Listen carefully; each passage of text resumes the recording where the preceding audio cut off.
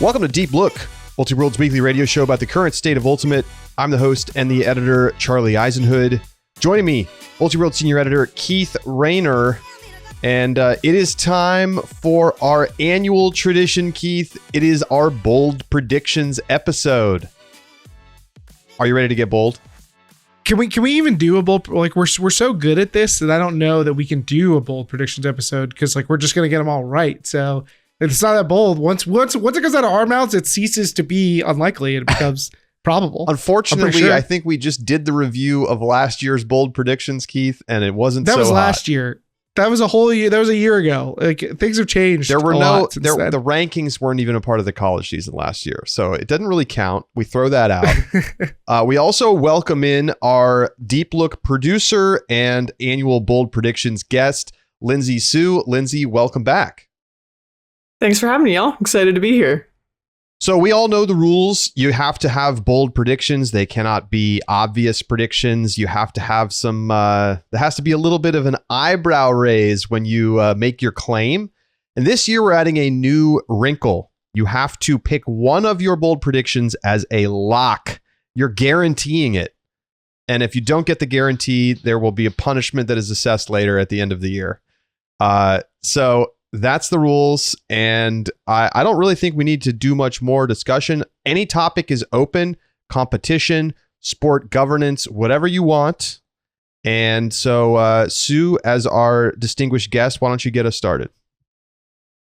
Thank you. Okay. I think I'll start us in the college division because that's what's coming up and that's what everyone is excited about. We just finished our 12 days of college ultimate. I think either we just posted or we're going to post soon our things we're excited about article. And I touched on this a little bit, but there are a couple schools that have been dominant both in the men's and the women's division. And so I'm going to play off that just a little bit and say that there are going to be two silver medalists from the same school in either the D1 division or the D3 division. Ooh. Trying to think of all the possibilities here. You're not throwing UNC under the bus here, are you? I didn't specify. This year I'm trying not to be too much of a homer on the show. Okay. I think that there are legitimately 4 contenders that could make this happen. I think that UNC, Colorado, Vermont. Okay. And then over in the D3 division, Middlebury. Okay. Yeah, I think those are all possible. Double silver. Wow. I can't decide though if the presence of multiple, like obviously it's good to have multiple options, but that also means that each one of the respective options has a stronger challenger to their case. I can't decide how much, like what's the breaking point where it ceases to be advantageous. Like there's got to be diminishing returns here. That's a good point. I think I obviously could have just gone like, we have another sweep from one of the divisions, which is something that I wrote about in the article, but I just wanted to change it up a little bit. And I think that having both the divisions have an opportunity for this helps me a little bit. And it's hard to repeat. So UNC has repeated already. Middlebury women's has repeated already. Middlebury men's team is very good, but can they make it all the way to the top of the mountain? I don't know. Well, I'll keep us in. Vermont could come in there and just shake things up a little bit and be the wrinkle that causes one of those, like, might upset somebody. Yeah, I mean, I think the women's team has a great chance to make the final and lose. I think the men's team, if they make the final, will lose. So there's a chance. I'll keep us on the theme. If either of them win, you're that audio is 100% going in the highlight reel, like 100%. I'm going to keep us in the same zone here. I'm actually going to call for the gold sweep, and I'm going to be specific. I'm not saying that it could be any school. I'm saying I'm all in on Colorado. Colorado sweep this year in D1. They're going to take down both college championships when we head to Ohio in May. It definitely feels possible. In fact, I think I would like, have more issue with how bold it is than I would its improbability. You know what I mean? It's definitely, it still qualifies because you got some, as we just discussed, some pretty strong competition to try and knock them off. But they're going to be both top 2, top 3 teams coming into the season. It's definitely within the realm of possibility that we see the sweep. And again, it's wild how many sweeps there have been lately, and the streak could continue. Yeah, I mean, I think parlay here is tough. And I think that UNC men in particular are going to be the clear odds-on favorites. I think it's very possible that if Vegas was laying odds, that the UNC women would also be the title favorites right now. But yeah, I think I just have a strong feeling about Colorado's chances this year. And there's a lot of question marks about the whole thing. One key injury and it's over. So I think obviously they had a great season last season, and their club teams have done really well. So that's kind of a boon. And there's something about, not having done it in the past. Obviously the Colorado men's team has won in the past, but in the recent history of the players on the team haven't won, there's kind of an itch that'll could potentially push them even further. And, for like I was saying, not that I'm ever rooting against or explicitly saying that UNC will not win, but it's really hard to continue your streak. It's hard to keep up that energy over long periods of time. There are literal juniors on the UNC women's team who have not lost a game of Ultimate before. Wow. That's kind of a lot of mental pressure over time to have to be able to maintain. That's crazy to think about. Never lost a game. Maybe they don't even know. Maybe they didn't know that it can happen. So there is no pressure. They're just I didn't know that you could do that, Keith, what you got for us? All right. Well, I love some good college talk. So I've definitely got some college predictions loaded up here. And since we're talking about the final standings of the season, I'm going to stick there too. I'm going to say specifically here that of the top 25 power rankings that we are soon to release, those are cooking in the oven right now. Once those drop, the teams that are number 1 and number 2 will meet in the final of at least 3 of the divisions between D1 and D3.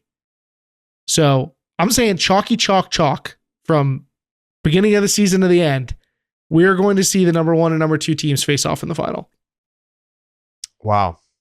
We haven't really seen chalk like that come to fruition all that often in the college division. Even when we know we have great teams, it doesn't always happen.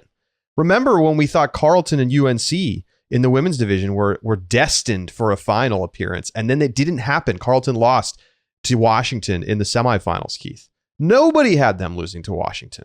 Nobody, even going into that game, even missing players, I don't think anybody saw that happening. But I definitely think it qualifies as bold. It's tough to find you those thought matchups. You could parlay. I got a parlay for you, sir. The 3 of 4. Trying to imagine which division would it be least likely to happen in. I think my answer is D3 men's. Feels a little less predictable this year. I think so too.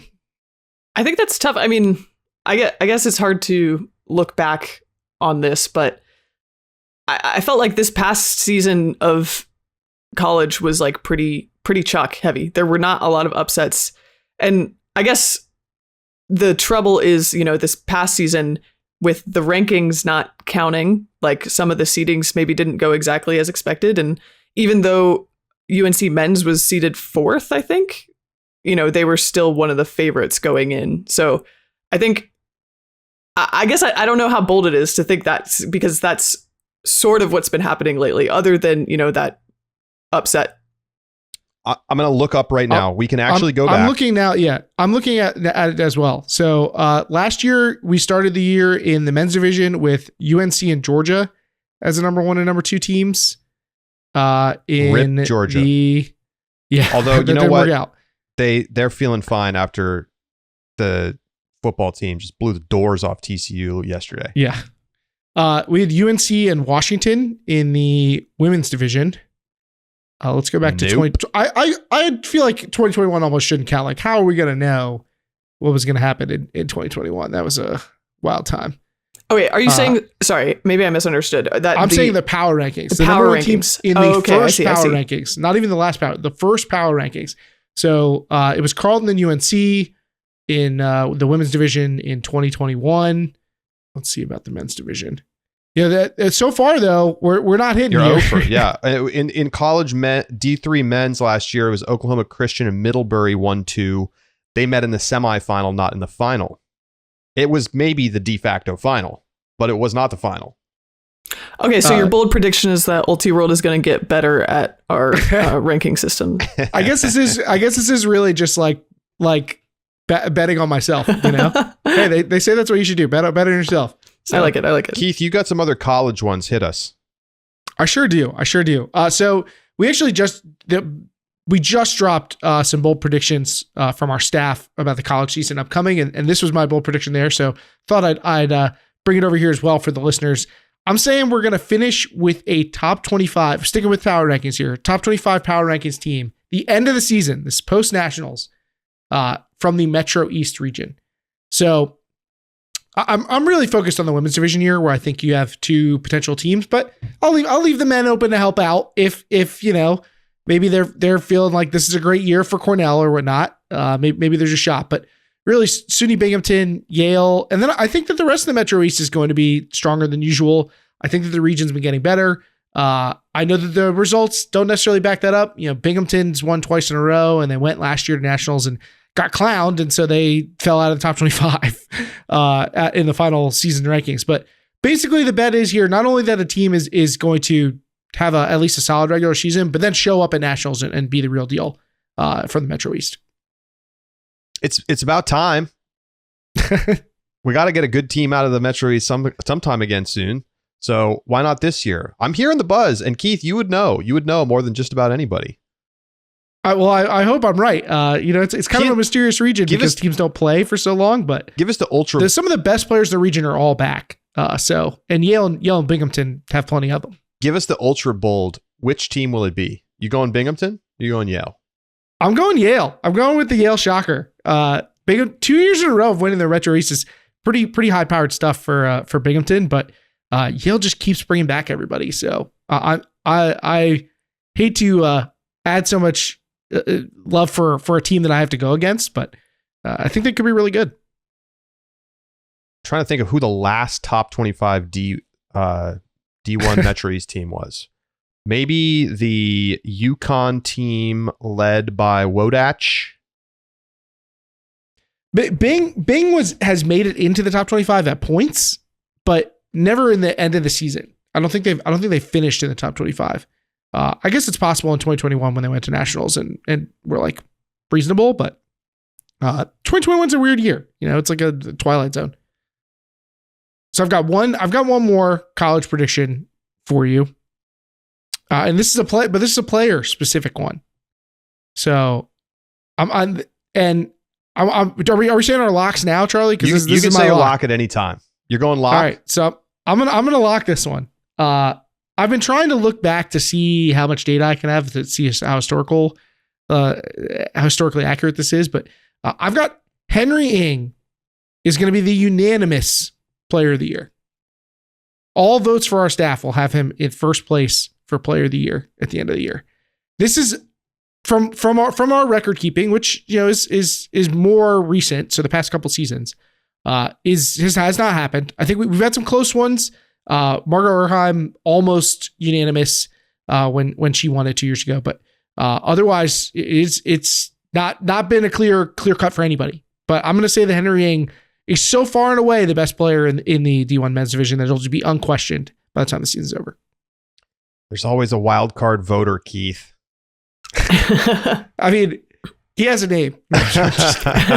We all know who you mean. Yeah,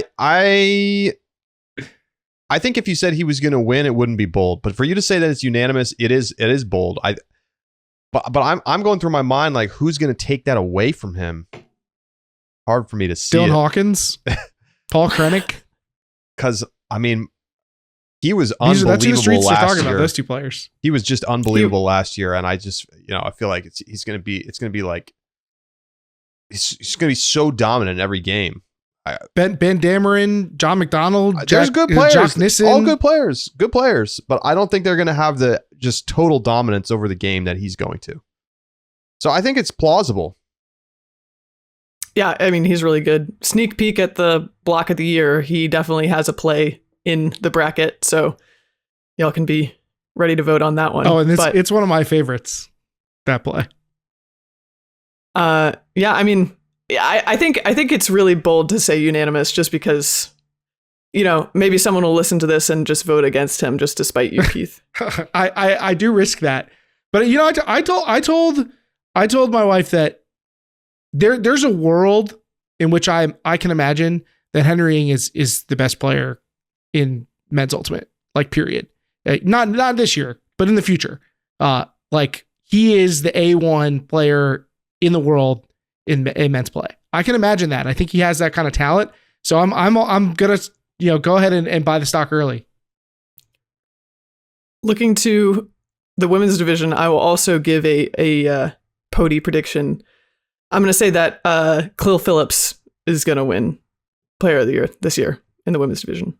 Good sign for my Colorado sweep prediction. How bold is this? It's decently bold. I could back you up. I don't know if you know this, Charlie, but as I've noted, the last two players of the year are still playing in the women's division. That is crazy. We've talked about that. Yeah, I mean, Stacey Gaskell could take it away from Clell on her own team or split the vote potentially. You have obviously Don Colton, Kennedy McCarthy. There's a bunch of players who I think could win it. So bold enough to qualify, Keith? I'm with it. I mean, when you're going up against Abby Hecko and Don Colton, how Kennedy could I not McCarthy, mention Abby Hecko? Then yeah, I think that taking it is it's an open field in D1 women's. All right, I'm gonna go ahead and throw out a little semi-pro take, and maybe we can move in that direction right now. I'm gonna go with my hotter take first. This is my boldest prediction probably overall. In the Premier Ultimate League, the new expansion team, Philly Surge, will win the championship in their first year of the team. That is a surge. Do they have surge? Hear me out, because I'm sensing skepticism from my fellow panelists here. That was positive. I'm just saying it really is bold. It's bold. I get it. Listen, but look at this, right? So Revel's gone. Now the obvious number one team going into next year is going to be Raleigh, and they will be tough to beat. Sue can attest. They're going to be tough to beat. That's why this is a bold prediction. But elsewhere, who's the next best team after Raleigh? Who's the next best team? Keith, tell me who the next best team is. Milwaukee. Sue, tell me who the next best team is. It's DC. Come on. Okay, but hang on about DC. They were this past year. Let's talk about DC. They're going to lose multiple players to Philly at a minimum. Some of their best players. And so is Claire Trope leaving DC? Not that I know of. And I don't know. I don't know. I'm just saying. You're right. It is bold. There is a lot of talent.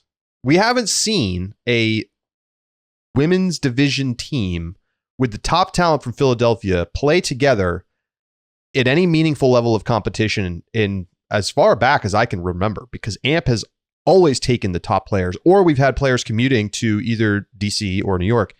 So this to me is a real opportunity for Philly. And I think they have enough experienced players in the PUL, along with just the talent level overall, to have a fighting chance. They will be the underdog to Raleigh, and maybe the Radiants will just dominate this entire season. It is very possible, but I don't know. I think I can see it. So that's my take. And I guess there's always the chance that Milwaukee, get out of here with that. I guess there's always the chance that the Cardenas sisters just play with Philly, I guess. Yeah, They're free agents now. that's a total wild card. If Revo players start picking up with random teams, all bets are off. I will rescind my. Leafka likes to travel, so who knows where she's going to appear. I will say this might be breaking news, but we do have a few folks that are not going to be returning to Radiance because of off-season injury and surgical recovery. I personally will not be playing with Radiance this year because I don't know what my timeline to return is. And Tyler Smith and Audrey Lyman also had shoulder surgery in the offseason and won't be returning, which is definitely going to be tough for Radiance. But I would like to have some faith in my team that we can still bounce back, still take the title. Good. But yeah, Raleigh Radiant's known for being such a thin team. No development there, no depth. I don't know what the pipeline looks like. It's probably pretty dry. So I'm really worried about their fortunes. But yeah, look, this is bold. I can see the angle that you're playing here. But given that while they are probably going to take some recruits from New York and DC, they do have to compete for them, as well as potential other recruits that are, that maybe are not interested in playing in Philly or are not located that close to Philly. So that could be a challenge for them. We don't know what their roster makeup is going to end up looking like, given their proximity to these other key teams. So that competition could be a problem as well as a benefit. Well, now that I've iced DC, let me give them some love as we head over to the AUDL. And I will tell you this, the DC Breeze are going to win the AUDL championship for the first time. And this may sound crazy, but no team played New York better last year than DC, number one. Number two, there's more great young talent in DC than maybe any other city right now.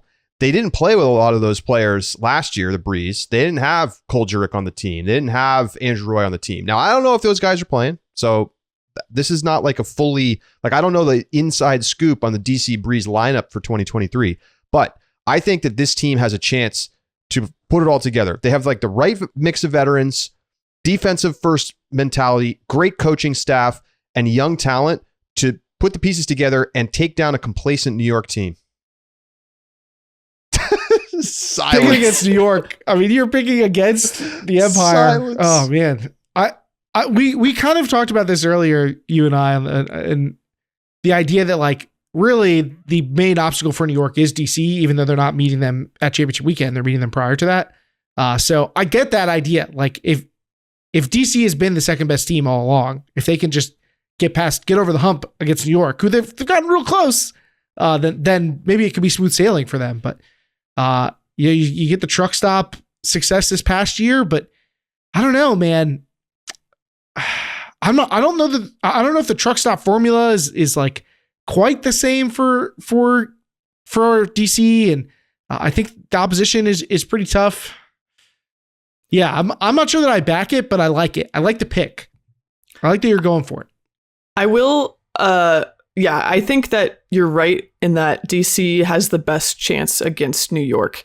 And I think that they also will be the most well prepared to play at a high level once they get to championship weekend, if they do get over that hump.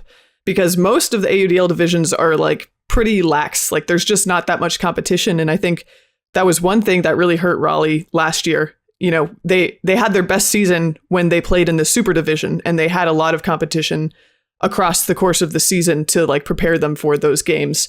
Whereas, when you're just sitting around mostly beating everyone throughout the season, those favorites from each of the divisions, it's a lot harder to really be mentally and physically prepared to take down a really good team that you haven't really seen. So if they're able to do it, I think that they have a good shot, but that's going to be tough. It's hard when you have that baggage with a team to finally get over the hump. All right, so you've got breakthrough success in the AUDL. I've got a less rosy prediction here. I'm going to say that this is it for the Detroit Mechanics. This is the last year. The streak continues, and they wave the white flag. The Detroit Mechanics are I don't know, American Idol, Like, I can't believe that it still exists.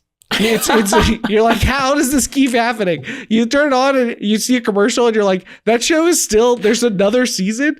That's where the Detroit Mechanics are at this point. It's more surprising that they continue to play than it is that they continue to lose. Like maybe they just want, maybe they get the win and they're like, all right, we're done. We're going out. We're going out the win. Just mid-season, they beat Houston and they're like, all right, we're done. We're done. We're out. But I just don't know how this franchise could continue to exist in the AUDL. And I know it's like they're lovable losers, but it shocks me every year. It really does. So I'm going to say that this is it. They finally give it. I mean, it would be about time. Sorry, Detroit. Yeah, I mean, look, it's kind of shocking this team's still around. Who is the ownership group they've just got a money furnace. There's that meme where the guys are just shoveling money into the the burner, into the oven. And that's what the Detroit Mechanics franchise is. Like, what even is going on there? Like, it's actually, I think even the people at the top of the AUDL are like, how is this still alive? Like, it's like a zombie franchise. And last year, I said they were going to break the streak. I'm out. I'm never going to hitch my wagon to Detroit again. It's a miracle they still are in this league. Should they have like converted themselves more into like, you know, when AAA baseball teams or whatever would do like completely ridiculous stunts just to be noteworthy? Like, should they like sign a dog or something? Like, instead of trying to win, should they just go for like, we are the most outlandish team, the Savannah Bananas of the AUDL? Like, maybe that's a better angle for them. I don't know. Sorry, Detroit. We're not, we're thumbs up Detroit here, but I just don't know how. I don't know how. Well, I'll take it over to the West Coast and give a little bit of a happier prediction. And this is going to be my lock pick, but I think that Seattle is going to go undefeated in the WL and get their back-to-back title. I think that's bordering on not quite bold enough, but undefeated is tough.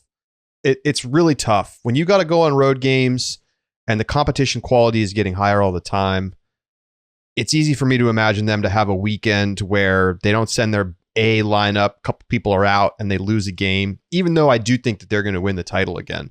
It's hard for me to imagine that they don't. You know, I thought Colorado might have a chance, but just not enough of the top players in the Denver area are signing on. So I think Seattle wins again, but undefeated it's going to be hard to pull that off. Especially if the Western ultimately continues the format that they've been using, because if you're playing like 2 games in some of your weekends, all it takes is one weekend where you don't have the full roster. You know, if you travel to Utah or Arizona or whatnot and play 2 games, and you have the weekend side for both of those, you're just increasing the odds of having that loss crop up. But they traveled well last year. They didn't have to. I think they had a pretty good schedule last year. I think things were pretty favorable for Seattle. And we haven't quite seen any of the other teams like have some really bold roster announcements yet. They're just trickling in on the Western Ultimate League, so we may see more. But yeah, it is really difficult to go undefeated. I mean, even though Revo pulled it off, like they had some close calls in their PUL experience. So I think they were a vastly more talented outfit. So I don't think that Seattle is that far ahead of the rest of the league. So the undefeated is what holds this together for a good lock. Yeah, I know it's borderline. I guess this also kind of comes with a prediction that Super Bloom is going to continue to be very good this year and be a big challenger for Seattle again. So that would be what, hitches my wagon to keeping it bold. Okay, and then transitioning us to club, I hate to bring anybody down here, but I do have a negative prediction that Rhino's streak of making the semis is going to end, and I think that they're even going to potentially miss quarters. I think that as much as I like Rhino, I like watching them play. I love their end of season highlight videos, but I think they're a little bit too individually dominant, that it's can cause them to be a little more hit or miss. And I've heard that, Leandra Marks, who is one of their best players, is in med school and might not be able to be available for the entirety of the season and maybe not even the entirety of nationals. So if they're missing a big player like that, I think it's very likely that they don't make it deep into the bracket. Wow. Missing quarters entirely, even without Leandra Marks. This is Rafi Hayes erasure right now. This is the who else is getting erased? David Sealand is seething right now. That's bold. I mean, this is a team that was not that far away from being in the finals this year. I mean, they had an opportunity to make that happen. And obviously I am an avowed Leandra Marks fanboy, but I think this one just goes too far. You've gone too far, Sue. I think the other tough part here is that I think a lot of these players are like right smack dab or right on the beginning of the best parts of their career. I think a lot of these players are in that age range. Your Sam Frainers or Ben Lumet, like players that are ready to take steps forward and potentially help fill some of the hole that a player like Marks could leave. And obviously Hayes is like really hitting the precipice of his game. But on the other hand, like I agree with your take that they are a team that's really been structured around Leandro and Rafi and what they can do. And a lot of the other players are not necessarily like takeover players that could carry a team. So it's possible, but missing quarters, that's tough. I mean, you're not even one of the best 8 teams. Yikes. I believe me, I don't wish it upon you, Rhino Slam, and please tell me all about it if you win nationals this year. If they miss quarters, they got no exclamation point. It's just Rhino Slam, period. All right, well, I'm going to go on the other side. Instead of saying a team is going to struggle, I'm going to say a team is going to succeed. And I have a pick for a champion. And I'm going to go to the women's division. And I'm going to pick Molly Brown. No, I'm not. That might have been a bold prediction before this year. Would that have qualified at the beginning of the last season? I think it's possible.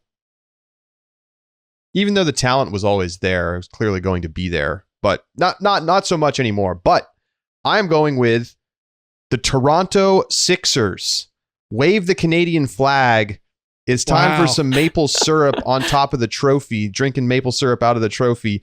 And I think the Sixers are going to get it done this year. I mean, they have now been close a couple times. They've paid their dues. They've gotten to those games. They've gotten to those semifinals and lost. And I think that they're at a position where they have the right mix of players and the success to bring in a couple of ringers. Maybe they'll pick up a European or two, and it's going to push them through to a championship for the first time. Has a Canadian team ever won in the women's division? I don't think so. Not in the women's division. I think Furious George won back in the early 2000s. But it's been a while since we've seen a Canadian team have that kind of success. So like had maybe a couple of finals appearances or semifinals appearances. But this is as we haven't seen a lot of this type of level of success for the Canadian teams. But I see the case. Got a young team, a lot of energy. They're taking their lumps. For listeners of the show, that's one of my big things. It's like you got to get there and lose before you can go there and win. So they've certainly done that. They've lost in a final. They've lost in a semifinal. They have great stars to build around. They do keep somehow, I don't know whether it's like a knock on them that's like, okay, can they keep up importing players internationally? Whether they're from Australia, like Kat Phillips, or the UK, like Molly Lewis or Molly Wedge, excuse me, got my Molly's backwards. They had Finnish players this year. Like they have done that continuously. So like, are they going to be able to continue to do it? I don't know. Or is it going to be a detraction from them when they lose those players?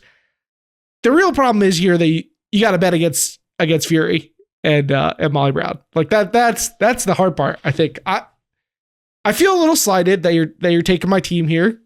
I've ridden the Sixers train to prediction success in the past, and I feel like you're just kind of jumping on my coattails for it. But even I don't think I could go this far.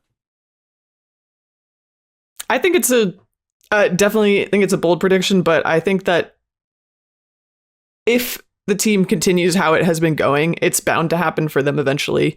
They have like too many talented players and they've come really close. And I think that they could do it. They have the experience.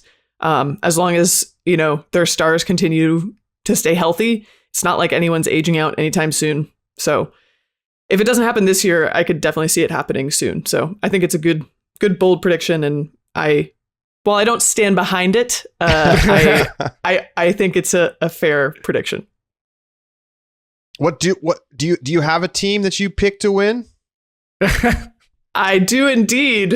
All right, I'm going on momentum here, and I'm going to say that Noise is going to win it all. Oh my! They're going to take the whole thing. Did they put you up to this? Are you? This is a plant job. Like, listen, they made it to the semis 2 years ago. They made it to the finals last year. They almost came back and went all the way through. Out. They've got to win it this year. That's the only logical conclusion. No, I mean, it's definitely bold. But if they're able to keep the same talent, they definitely have a shot. No one thought they had a shot this year. They had a kind of terrible regular season and they still managed to do it. So if they're able to string together, a better regular season and continue on the momentum that they've built, I think that they do have a chance. I know that it's bold, but I think they have a chance. I have this team picked to miss semis because a new team forms. I put that in a mailbag a few weeks ago. And, I think the Noise people hate me now. It's kind of crazy. Like, they're so mad, which, I give them all the credit in the world for getting to the finals this year and like making the game interesting down the stretch when they get a couple back-to-back breaks. But I mean, I will have to like eat a shoe on camera or something if they win the championships. God. Don't say that, because now you're going to end up with them like their jerseys next year are going to have like a shoe logo on them or like a picture of you eating a shoe or something. Like they are fully in troll mode. I will say that like seeing the unity that they seem to have, like they seem to really like each other. No, it's they have a crazy strong like team culture and identity. And that identity is like Robin and Dylan just throwing it back and forth to each other the entire game. And it works. And I love it. I mean, they really are maybe just one or two pieces away from being a team that could win a title. I mean, when you have players who are at a caliber that they just cannot be stopped, which is basically how they went through the bracket this year, it can work. Robin could go from winning nationals to winning Beach Worlds a week later. That'd be something. Is Vegas hanging them up too? Because like that would I know Vegas was really giving them problems. So. But she's retiring as far as we know. That's what I'm saying. So it's maybe opening the door. We've seen like teams that you feel like are just like, oh, these are undeniable. Like you can just pencil them in to be great in mixed. It just doesn't really work out that way. I was all aboard AMP and BFG last year, and look where that got me. And then before that, there was Shame and Space Heater. Like it going outside the box in mixed can be the ticket. Mixtape has been the exception. So it's like, gotta be like, can you get past mixtape? But Noise has done all the right things thus far. All right, Keith, what you got for us? All right. So I'm going to go away from just the on-field results, the winners, the losers, that kind of stuff. I'm going to go in a different direction here. I'm going to go more into the wider range of Ultimate. I think that something positive will actually come from Ultimate social media. I can't say that. That's not I can't go that far. Ultimate social media, like all social media, will probably continue to be a toxic cesspool. But how about this? I think that we will finally start to see teams feel comfortable using other discs outside of the Ultrastar in competition. Now, this is, I feel like, totally out there. But having felt some of the Euro discs myself, having seen some of the Arias going around, having seen the Aria UNC Darkside partnership, could we finally start to see people be like, all right, I'm willing to give these other discs a try. Like I've thrown them myself. They're pretty good. I think mostly it's just the inertia that keeps people from changing. And Discraft's looking at disc golf. They're like focused on what they're doing over in disc golf. Like, could they open up the door for somebody else to come in? I think it's very possible. And UNC could really be a driving force behind that. People want to do what the cool kids are doing. Remember how fast everybody started wearing sun hoodies underneath their jerseys with the hood up? That happened real quick. They're just kids. They just like to do what the other cool kids are doing. So those impressionable youths will follow the trend, and maybe they'll start picking up an Aria or Eurodisc. I think the thing here is, like, in disc golf, you have all these different options for discs. Not only, within an individual manufacturer's lineup, but also then there are now dozens of other manufacturers that make very similar Frisbees. In Ultimate, standardization is like kind of the key. So everybody's had to make a disc that is essentially a clone of the Ultrastar. Otherwise, people are like, this disc is trash. I do not like this disc because it doesn't do what I want it to do and expect it to do, and that I've been, putting in the reps with for many, many years. So the question is there an innovation or something that would cause people to want to make a switch? Now, marketing is maybe an argument for that, as you're making, Keith. But I'm wondering, like, is there a plastic quality differential? Is there a consistency differential? I'm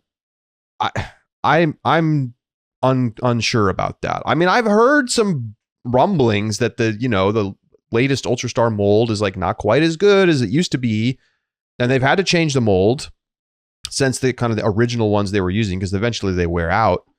And there's no question that Discraft is more focused on its disc golf operations at this point. But at the end of the day, it's still the standard by which all other Ultimate discs will be compared. And so are people going to actually want to make a switch when switching has a cost and it's, you're still just looking for something that flies exactly like an Ultrastar? I think that in an average Ultimate game, if you were to switch out an Ultrastar with an Aria and not have it be labeled, most players would not notice a difference. There is a difference. I've thrown them before, but I've had to throw it a lot and think about how it changes to see it. And I think it does make a difference, at high level play, but it's similar enough that you could play with it and not notice that there's a difference. However, I just cannot see a world in which people would willingly choose to stray from the Ultrastar, especially at super high levels, unless they're forced to. I think that the only way you're going to see it work, because I agree with Charlie's premise that there aren't a ton of feature benefits here, is it would be either through marketing or through something like lower cost. And if you see tournaments or teams start to order their discs from somebody besides Discraft, and they're like, well, these are pretty close to an Ultrastar and we could save some money on this, or we can work with this more local group or whatnot. Given that there are a number of different pro organizations that also could help drive some of this, I'm not saying that we're going to show up to nationals and everybody's going to be throwing not Ultrastars. There's going to be just discs willy-nilly. You never know which one you're going to see each game, but I do think we could start to see the Ultrastar not be literally the only disc that people play competitive Ultimate with. I mean, the Eurodisc at one point was the official disc of the European Ultimate Federation. So there's precedent there. And that's the other thing, is that somebody could come in and throw money and say, we want to be the official disc of USA Ultimate or X, Y, and Z. And Discraft has been the official disc of USA Ultimate for 20 years. I think that you would really have a hard time telling the difference between a Eurodisc and an Ultrastar. If you just held them both in your hand, I think you would have trouble with your eyes closed knowing which was which. Well, there you go. But the Ultrastar sets the standard. And people like to play with the standard. So anyway, I have one here. This is my lock. Are you ready? For the third year in a row, my bold prediction is that the USA Ultimate and the pro leagues are going to find a way to form some kind of partnership or collaboration or something. This is the year that it's a lock. Okay. It doesn't make sense for this not to happen. And I was early, but I wasn't wrong. And so this year I will be right and on time. And so I don't know exactly how that's going to look. I don't know the shape that's going to take, but I think we're going to stop seeing what essentially feels like a Cold War right now. And we're going to see some, USAU posting on Instagram about the WL championships. I don't know why that's not happening now, but I think it will start to happen this year.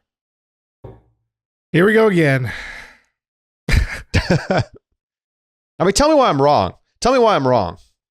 Inertia. the same thing that keeps people from switching discs. This is just the way it has been and the way it always will be.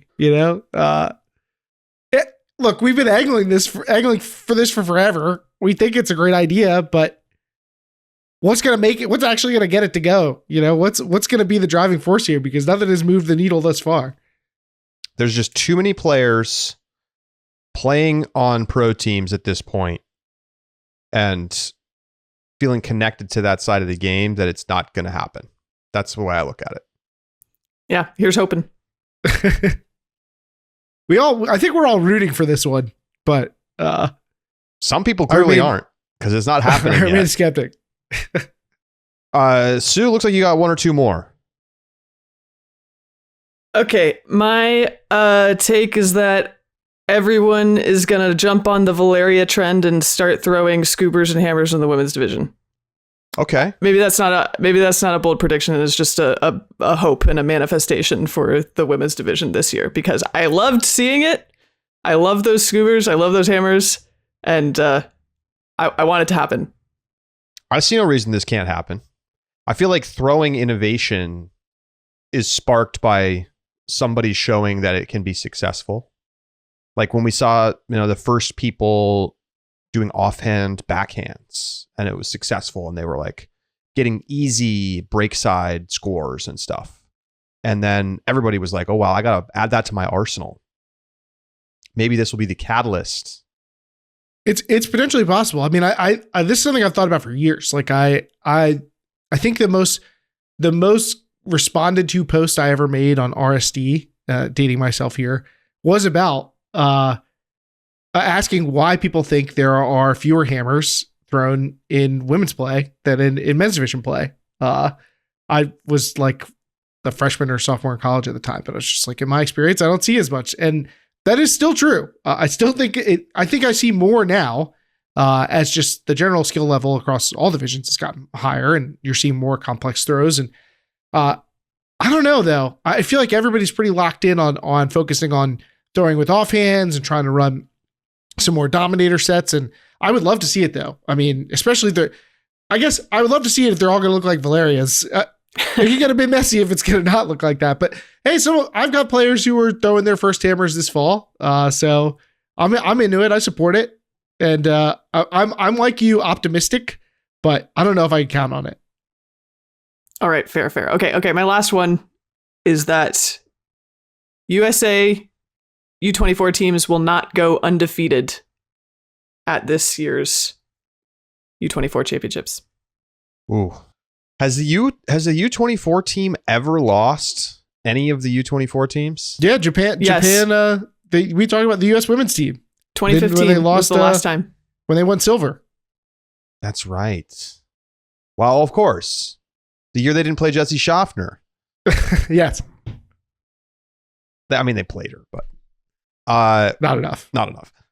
I just look at these rosters and I have a hard time seeing it. And like some of the other countries that have, that you look at, at the highest level, like Colombia, I feel like their younger talent isn't as good. There's actually, wait a minute. Are Vale and Manu still eligible? I'm pretty sure they are. Oh my God. I think they are. Will they play though? That would be crazy. I didn't even, I forgot about that. They might still be eligible. Wow. Okay. I mean, I could see it. If the Cardenas twins are playing for Colombia, like that seems like upset potential for sure.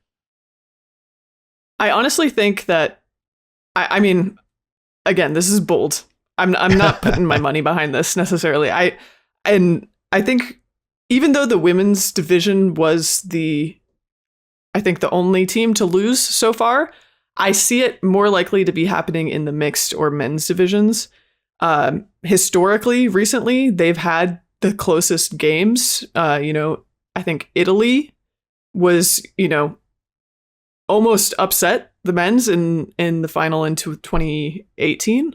And, there have been years that the mixed teams have to, maybe they have a really easy time in pool play and then they kind of start to get shocked in the bracket.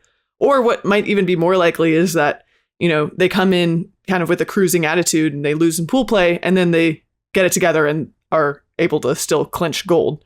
But I think that it's possible, if not probable. I mean, I don't think anybody really was expecting the U.S. to lose the World Games this year, and especially not to Germany, and it happened. Which is more likely, that they lose a game or that they don't? I guess they have to. If they don't win gold, they have to lose a game. But is it more likely that they lose a game in like pool play, in non-elimination play, or elimination play?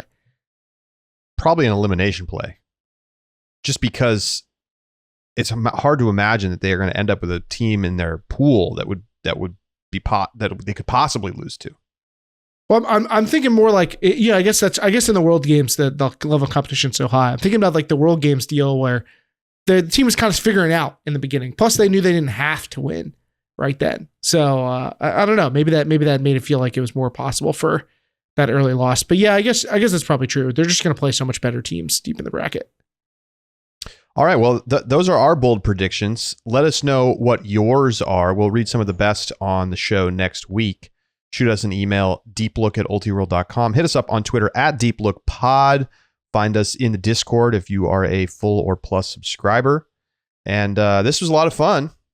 What's the craziest prediction on this list? I know what Sue wants to say. It's probably it's either the Surge win or the discs thing that I threw out there. I think those are the two least likely to me. Yeah, I'm gonna have to go with the Philly Surge. All right. I'm making some enemies right now, but feel free to come at me. Y'all are very talented, but first year, it's not gonna happen. All right. Well, thanks so much for tuning in. We're excited to get this college season rolling. It's officially the college season, by the way, folks. Started January 1st. So we got a couple of big tournaments coming up at the end of the month. Carolina Kickoff, Santa Barbara Invite, and about to be off and rolling with a full ranked college season. Why does it start January 1st? For what? Just in case you wanted to get out there and get a game in. Somebody should have an annual tournament that just start the first second that the college season starts. You play a sanctioned game. I think it's a great idea. That would be a great tradition. That we just need two teams that are really closely located to one another, so they could just or A and B teams scrimmage each other like a sanctioned scrimmage. Literally as soon as the clock starts, you're like, all right, we're getting to the first game. That way, you're midnight. Number 1 and number 2 in the country for 2 weeks. It's you're out partying for New Year's Eve. The clock rolls over to 12:01, and you assemble at the park immediate in the dark. Sanctioned play. All right. For Keith Rayner and Lindsay Soo, I am Charlie Eisenhood saying so long, and we'll talk to you next week right here on Deep Look.